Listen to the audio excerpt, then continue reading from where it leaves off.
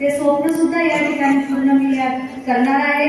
त्यानंतर सगळे जे जे आपल्या तालुक्यातील रस्त्याची कामं असो, आपल्या तालुक्यात MIDC आणण्याचं काम असो, हे सगळे कामं भविष्यामध्ये या ठिकाणी होणार आहेत। कारण मी परवा आदरणीय मुख्यमंत्री एकनाथ शिंदे साहेबांना भेटले आणि साहेबांनी जेव्हा सगळ्या आमदारांचा त्या ठिकाणी सत्कार केला तर साहेबांनी प्रत्येकाला फक्त रुमाल घातले, नमस्कार घातला आणि सगळे आमदार पुढे गेले।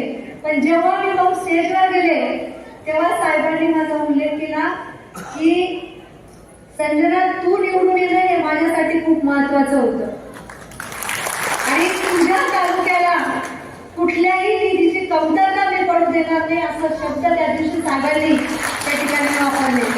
त्याचा खूप आभार व्यक्त करते।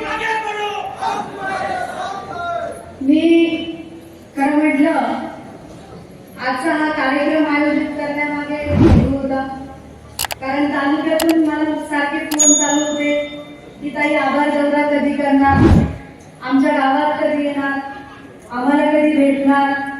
म्हणून मी ठरवलं की आपण